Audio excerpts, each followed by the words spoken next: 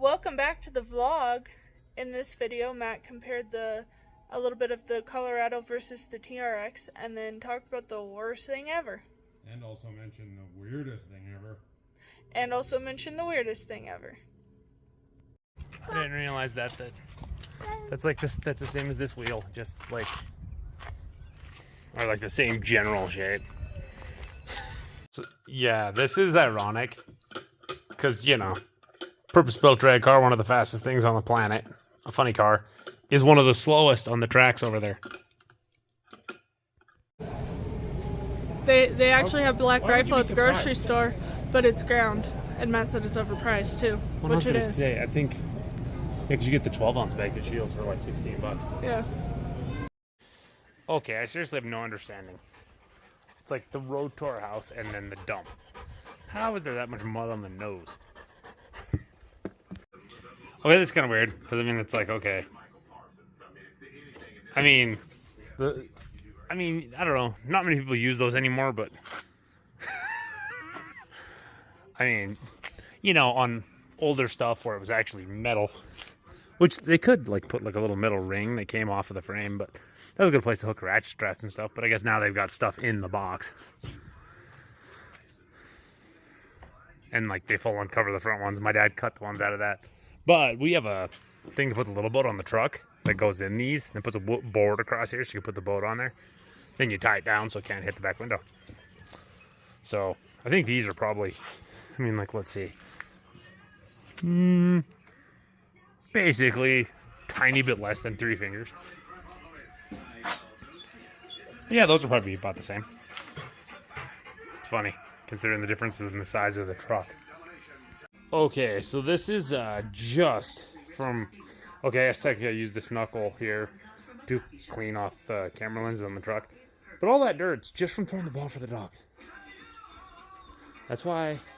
Part of the reason you annoys me, and then, you know, the spit, and it's soaking into my glove.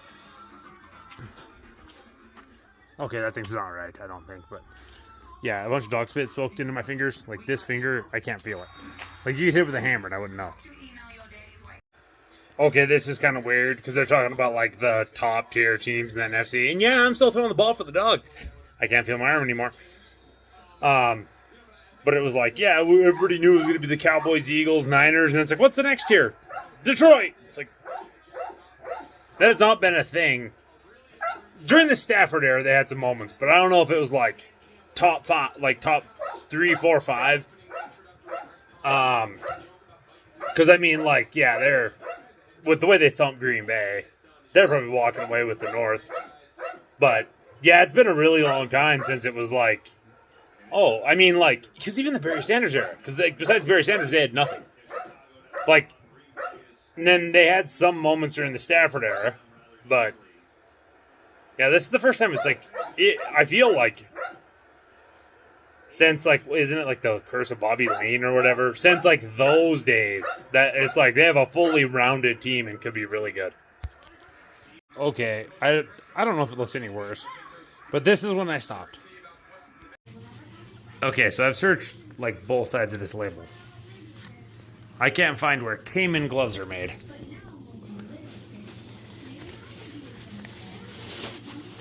But okay, so, like, I normally wear, like... Oh, like, I can force a medium and a large is, like, right. These are XL, and it's, like, kind of pushing it. I'm assuming some, like, place where people have tiny hands. Because... But they're very... These and this...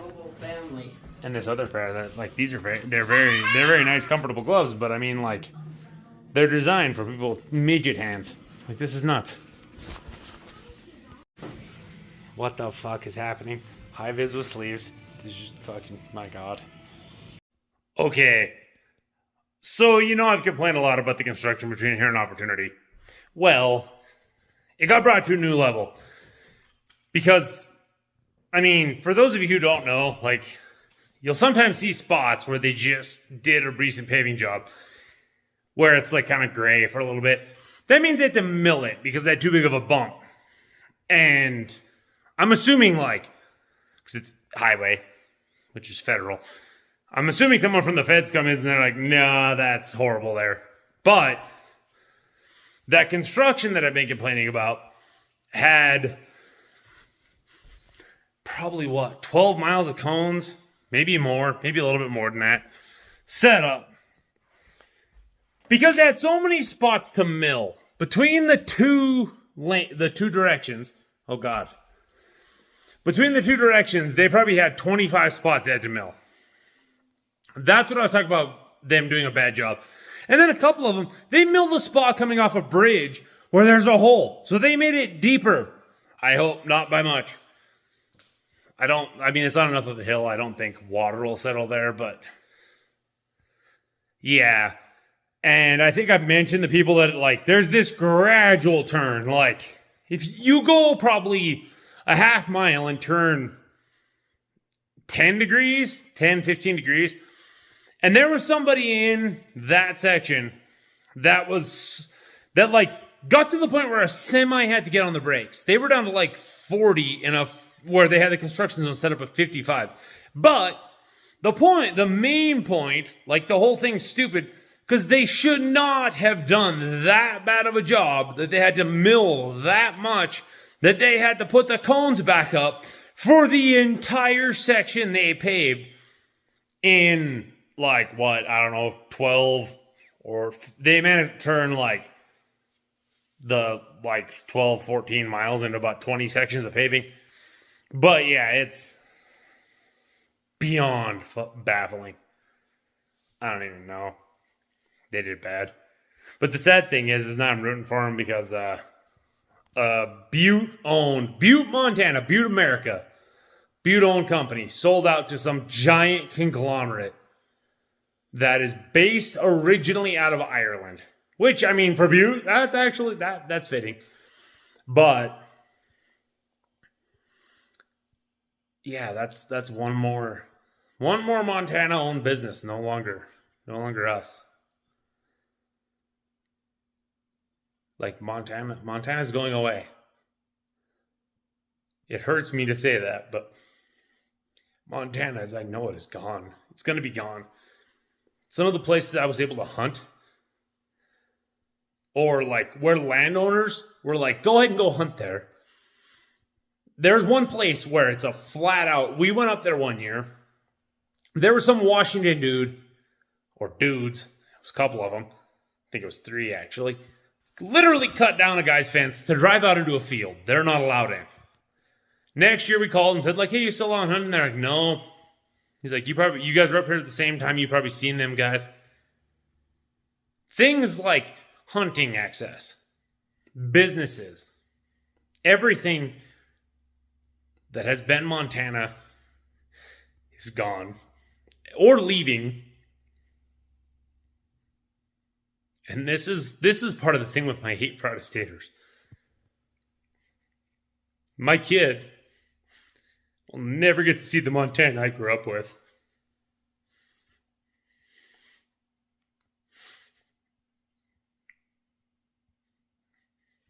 And that's the thing. If we catch on enough or enough people see this, there'll be some people being like, you little pussy, don't cry.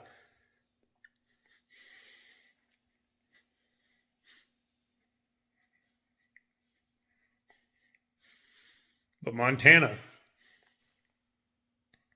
that old saying that's no longer, you can't say it anymore. The last best place, it's not going to be here anymore.